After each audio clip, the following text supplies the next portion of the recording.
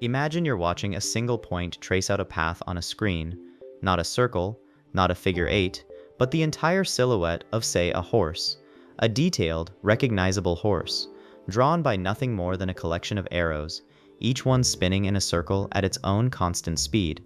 One arrow completes one full loop per traversal of the curve. Another completes 2 loops per traversal. Another 3, or -4, meaning it goes backwards. Each arrow is attached tip to tail, and somehow, impossibly, the tip of the very last arrow in this long chain traces out a horse. This is not some art trick or optical illusion. It falls directly out of one of the most powerful ideas in all of mathematics, known as a Fourier series. And what I find genuinely beautiful about it is that the math doesn't just say this can work, it tells you exactly what the radius and starting angle of each spinning arrow needs to be. But let's slow down. Why should a bunch of circles drawing a horse be anything other than a cute curiosity? Well, think about it this way. What you're really saying when you decompose a shape into spinning circles is that any path in the plane, any wiggly, jagged, arbitrarily complicated curve, can be described as a sum of the simplest possible motions, uniform circular motion. That's an extraordinary claim. It's like saying every sentence ever written in every language is just a particular combination of hums at different pitches, which, by the way, is closely related to how audio compression works. Audio signals can be decomposed into frequency components, and compression schemes like MP3 exploit that representation to throw away the pieces your ear won't miss. So how does any of this actually work? Let's start with something simpler than a horse. Consider a function that's periodic, meaning it repeats itself after some fixed interval. Maybe it's a square wave, the kind of signal that abruptly jumps between +1 and -1. Now the claim of Fourier series is that you can write this sharp, angular function as a sum of smooth sine waves. And if that sounds suspicious, good. It should. You're adding up perfectly smooth curves and somehow getting abrupt jumps? The resolution is that you need infinitely many of them. Any finite sum will overshoot those jumps a little, producing these characteristic ripples near the discontinuities. This is a phenomenon with the wonderful name of the Gibbs phenomenon, and the remarkable thing about it is that the peak overshoot doesn't actually shrink as you add more terms. It stays at roughly 9% of the jump height, no matter how many sine waves you include. What happens is that the overshoot narrows and crowds closer and closer to the discontinuity, but its height stubbornly refuses to go away. As you add more and more terms, say the first 10, then 50, then 200 sine waves, the approximation gets tighter and tighter away from the jumps, but in a small neighborhood of each discontinuity, that persistent 9% overshoot remains. Okay, but the square wave is a real valued function, meaning at each moment in time, its output is just a single number. What about drawing pictures? A path in the two-dimensional plane gives you 2 coordinates, x and y, at each moment. And here's where things get elegant. Instead of thinking of your curve as a pair of real valued functions, one for x and one for y, you package them together into a single complex valued function. The point at position x, y becomes the complex number x plus iy. Now your entire drawing is just one complex valued function of time, let's call it f of t, where t goes from 0 to 1 as you trace the curve once around. And what Fourier's result says is that you can write f of t as a sum of terms, each of the form c sub n times e to the 2 pi I n t. Each one of those terms, and this is the key insight, is a vector in the complex plane rotating at a constant rate. The integer n tells you how many times it goes around during one period, and c sub n, which is itself a complex number, tells you the radius and the starting angle. So what does each term actually look like? Well, e to the 2 pi I n t traces out a circle of radius 1, going around n times. Multiplying by c sub n scales that circle and rotates its starting position. So each term is literally a spinning arrow.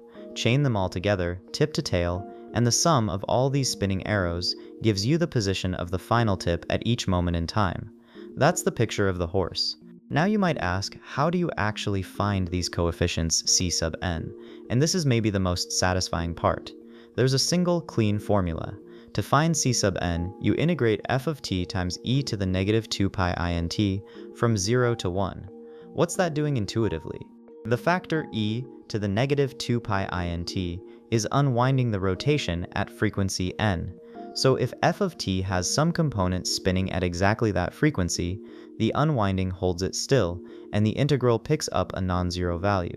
If f has no component at that frequency, the unwinding just makes it spin in some other way that averages out to zero. It's a kind of mathematical tuning fork, resonating with exactly one frequency and ignoring all the others.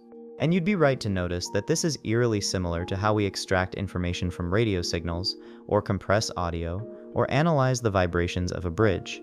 The same integral, the same idea, just in different clothing. There's something I glossed over though, and I want to be honest about it.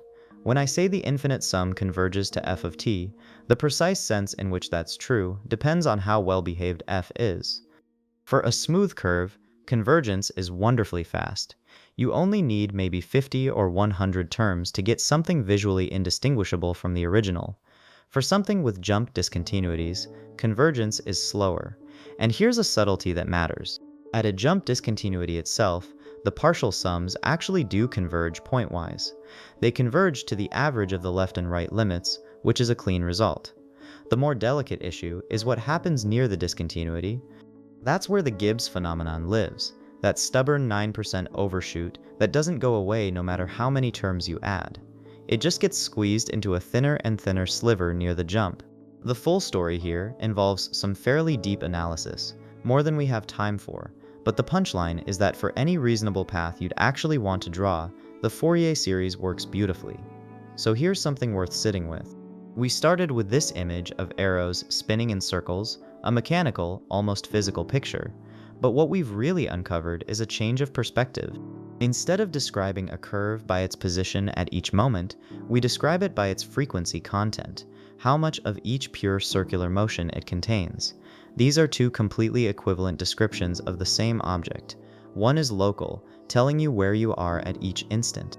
The other is global, telling you the recipe of simple motions that build the whole path.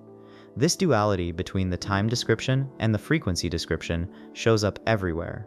It's the foundation of signal processing, quantum mechanics, and parts of analytic number theory, and honestly a dozen other fields. The Fourier transform extends this same idea to aperiodic functions, signals that don't repeat, defined over the entire real line, replacing the discrete set of frequencies with a continuous spectrum. But let me bring it back to where we started. You're watching a chain of spinning circles, maybe 300 of them, and the tip traces out the outline of a horse.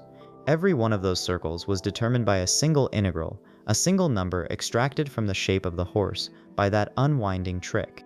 And together, they reconstruct the original perfectly. What I love about this is that it reframes what complexity even means. A horse looks complicated. It has curves and angles and intricate contours.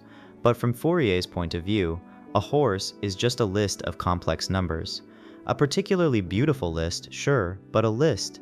And if you change just one of those numbers, say you make the 47th coefficient slightly larger, the horse doesn't disappear.